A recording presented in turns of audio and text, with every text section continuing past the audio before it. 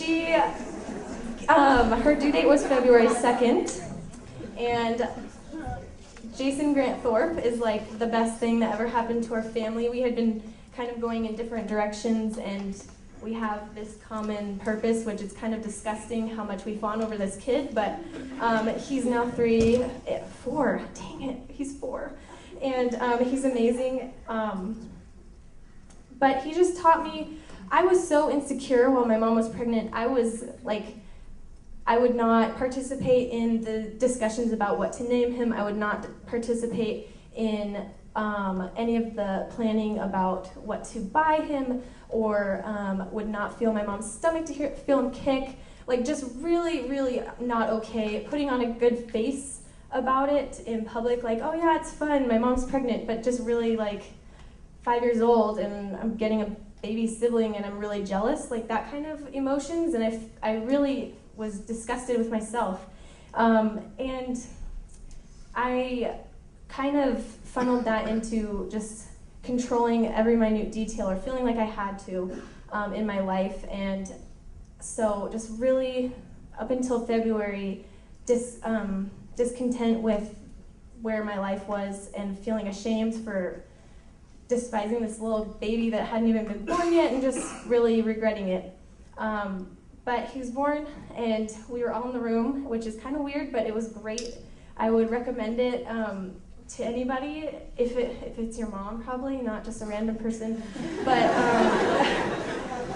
it was just the most beautiful thing I can ever say. Like, at that moment, he was, like, my dad was cutting the cord, and I was just crying, and my sister looks over, she's like, Stacey, you're crying, that's weird.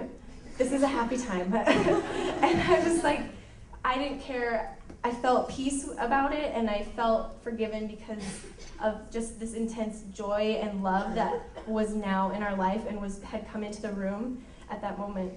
And so that was a good turning point for me, because I realized that when I control things, it sucks. And when I give it over to God, it's joy and love and happiness. And yeah, it cries a lot, and my social life is a little cramped now, but definitely didn't have an end of the senior year that's typical of most high schoolers, because I would have rather been home with my brother, like taking a nap on my shoulder.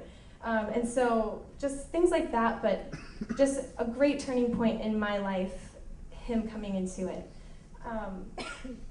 And then I came to Point Loma, and I became a social work major, and I met great friends, and there's so much here. And I learned right off the bat of how passionate I am about social issues and social justice. And I just learned so much from everyone who's here and all the resources that are here. But I still don't, like, this is still a struggle for me here. There's so much to do, and how do you pick one thing? So I've really dabbled in a lot of different things, and I haven't pinpointed my passion in life. Like, you ask me what I'm passionate about, I'll say everything. I didn't want to pick what my internship would be, because I like it all, and that's a bad thing at this point. At least that's what's communicated to me when I'm supposed to pick what I'm doing for the rest of my life as a senior. So coming into senior year, still didn't know what I wanted to do, but did not want to go home for the summer. Had done that, been there, done that. Target is great, but only for so long. And so I wanted to do something more along what I'm passionate about. So I worked for this past summer at the Center for Student Missions in inner city Los Angeles. It's in South LA. It was the best 3 months of my life, stretched me so much. But the thing that I took away from it the most, there's a couple of things.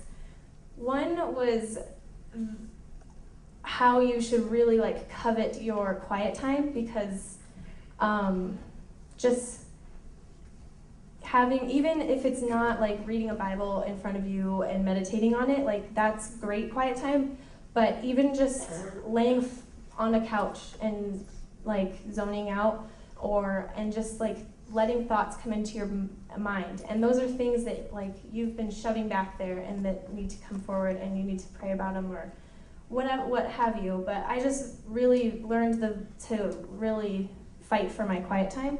I learned also that it was a very intentionally encouraging community that we lived in. There was 8 of us. We lived in 2 rooms, and we shared 3 showers, and we also hosted all the group. Okay, Center for Student Missions, backstep, is a organization that hosts junior high and high school groups, usually about 14 in each group. They can be more, but you split them, you have different city hosts.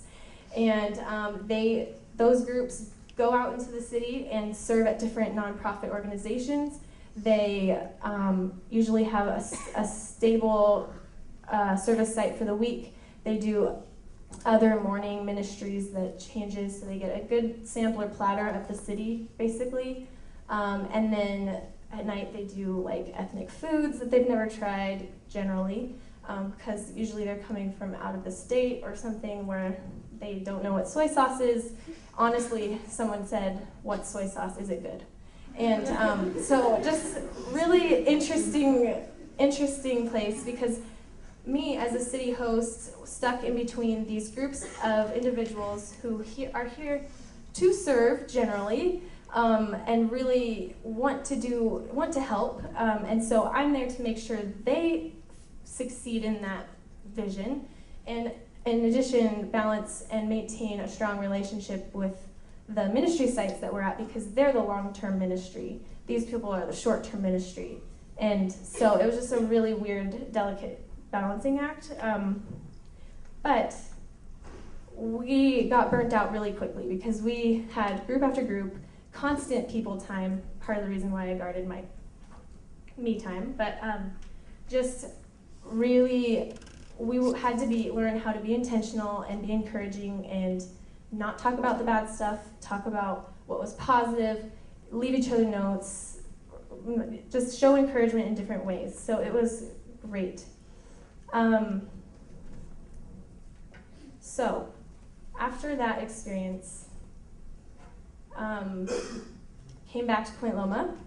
One last year, it was going to be good, but I was really humbled by that summer, because I had expected to really share my passions for social justice, and that I love it so much it's going to be contagious and everyone else is going to love it and it's going to be easy. And not everybody else likes social justice. It sucks. Not everyone else cares about the least of these, or wants to get rid of the stereotypes that they hold. They want to cling to those, and that was really frustrating for me. And so I came back kind of burnt out. Starting the year as an RA, probably not the best idea to do such an intense summer thing and then come into that. We had a great 2-week lead week, and Jeff was really into really process the summer and before you want to start the next phase.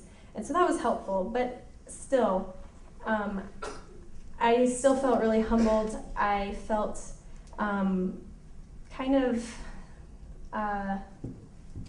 like as much as I try, it's only going to get so far. And that's a good place to be at times, because you rely on God fully and you really give your service to Him and understand what that means.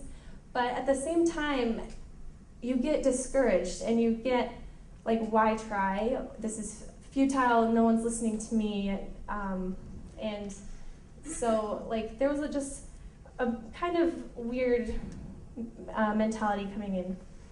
And I have loved this year. It has been great. I am so blessed with the people I work with, the girls in my building, the internship that I have. I'm an intern at St. Vincent de Paul Village downtown. It's a homeless transitional housing program. Really great. I love it. And I wouldn't change anything that I've done. I would add a couple more hours to each day, but I wouldn't necessarily cut anything out. But